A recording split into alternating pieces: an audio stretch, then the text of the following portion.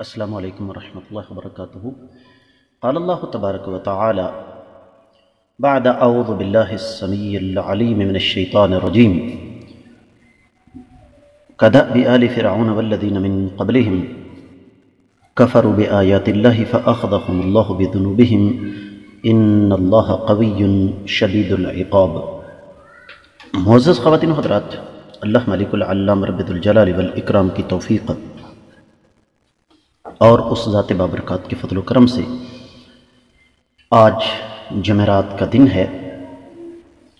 دوسری طرف 14 ربیع الثانی 1441 ہجری 12 دسمبر 2019 عیسوی،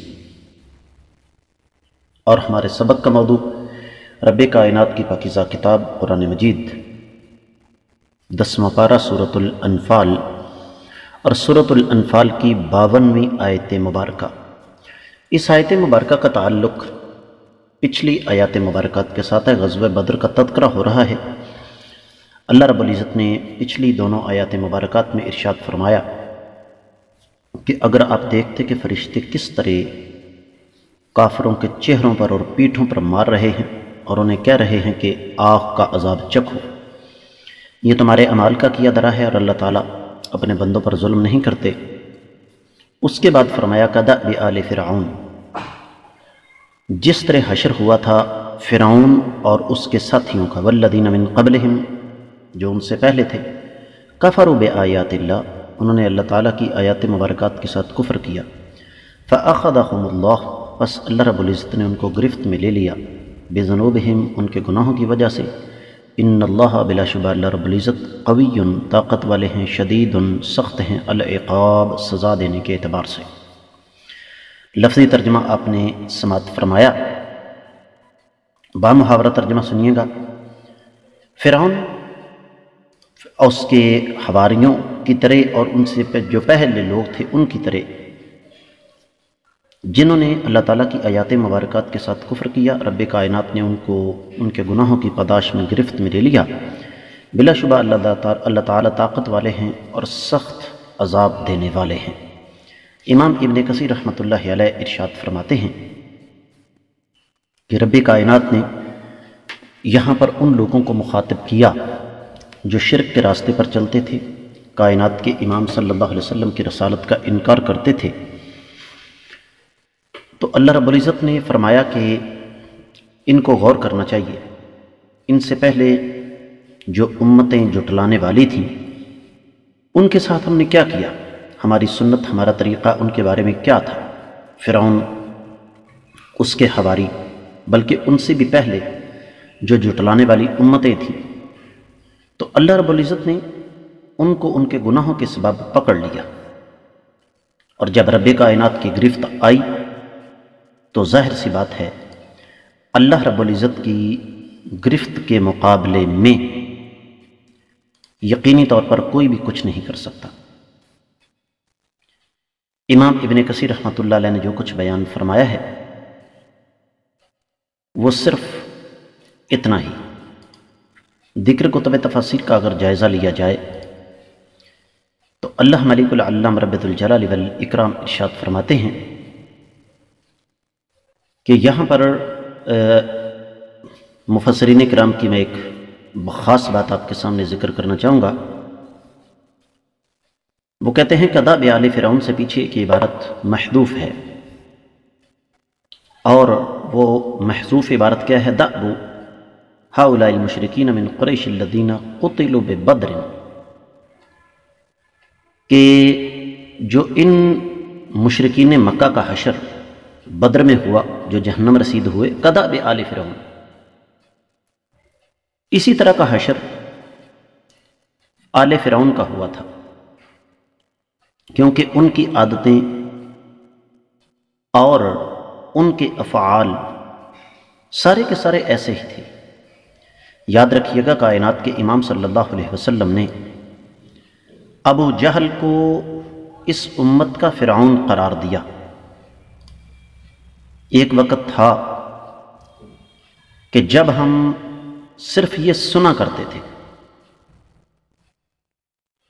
لیکن پھر ہم نے بذات خود یہ حدیث نبی کریم صلی اللہ علیہ وسلم کی پڑھی۔ آقا علیہ الصلوۃ والسلام نے باقاعدہ طور پر ابو جہل کو اس امت کا فرعون قرار دیا، اور عربی زبان میں دأب کہتے ہیں ادامت العمل، ایک کام مسلسل کرنا، کہ فلاں آدمی یہ کام مسلسل کرتا ہے۔ سیدنا عبداللہ بن عباس رضی اللہ تعالیٰ عنہ کا قول اہل علم نے نقل فرمایا ہے کہ فرعون اور اس کے حواری اس بات کو اچھی طرح جانتے تھے کہ موسیٰ علیہ السلام اللہ تعالیٰ کے سچے رسول ہیں، جھٹلا دیا، اور اہل مکہ یہ جانتے تھے کہ محمد رسول اللہ صلی اللہ علیہ وسلم سچے ہیں، انہوں نے بھی جھٹلا دیا۔ ان پر اللہ کا عذاب نازل ہوا، ان پر بھی اللہ تعالیٰ کا عذاب نازل ہوا۔ ان کا جرم اللہ تعالیٰ کی آیات مبارکات کو جھٹلانا تھا، ان کا جرم بھی اللہ تعالیٰ کی آیات مبارکات کو جھٹلانا تھا۔ تو یہ ان کی عادتیں ان کے ساتھ ملتی جلتی تھیں۔ تفسیر المراح میں یہ بات لکھی ہوئی ہے کہ کفار قریش ان کے اور سابقہ امتوں کے کفر میں قوم نوح، قوم عاد، قوم سمود اور دیگر اقوام جو تھیں، ان کے جھٹلانے کے انداز میں کسی قسم کا کوئی فرق نہیں تھا۔ وہ لوگ بھی اس بات کو اچھی طرح جانتے تھے کہ اللہ تعالیٰ کے جو انبیاء اور رسول ہمارے پاس بھیجے ہیں، گئے ہیں، یقینی طور پر وہ کردار کے اعتبار سے، اخلاق کے اعتبار سے بلند ترین مقام پر فائز ہیں۔ یہ لوگ ہمارے اندر رہے اور ہمارے اندر انہوں نے زندگی بسر کی ہے، یقیناً یہ جھوٹا نہیں ہو سکتے، لیکن تسلیم نہیں کیا۔ تو اللہ تعالیٰ فرماتے ہیں فَأَخَذَهُمُ اللَّهُ بِذُنُوبِهِمْ، رب کائنات نے سابقہ اقوام کو گرفت میں لیا، ان پر عذاب نازل فرمائی۔ یہ دنیا کی بات ہو رہی ہے، آخرت کا مسئلہ تو بات کا ہے۔ تو ظاہر بات ہے اگر ان لوگوں کو سزا ملی تو ان کو بھی ملی۔ بدر کا معرکہ اس بات پر شاہد ہے کہ ان کی اتنی بڑی تعداد اور اتنی بڑی قوت کس انداز سے خاک میں ملی۔ حدیث میں آتا ہے، نبی کریم صلی اللہ علیہ وسلم نے ارشاد فرمایا ان اللہ تعالی لا یملی للظالم حتی اذا اخذہ لم یفلتہ، رب کائنات ظالم کو مہلت دیتے ہیں، اور کتنی مہلت دیتے ہیں اللہ رب العزت؟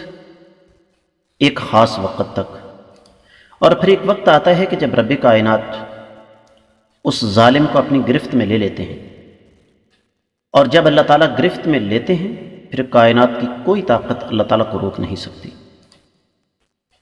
اور اگر تھوڑا سا غور کیا جائے معزز خواتین و حضرات، تو اس میں میرے لیے، آپ کے لیے ایک سبق اور ایک درس ہے، دنیا کے ہر انسان کے لیے ایک درس ہے جو غلط راستے پر چل رہا ہے، کہ اس سے قبل کہ اللہ رب العزت کی گرفت ہمارے پاس آ جائے، رب کائنات ہمیں اپنی گرفت میں لے لیں، ہمیں اپنے اللہ کے سامنے جھک جانا چاہیے، اللہ تعالیٰ سے ڈر جانا چاہیے۔ اس کے ساتھ ہی اس آیت مبارکہ کی مختصر تفسیر مکمل ہوئی۔ اللہ نے چاہا تو کل ہم انشاءاللہ اگلی آیت مبارکہ پڑھنے کی کوشش کریں گے۔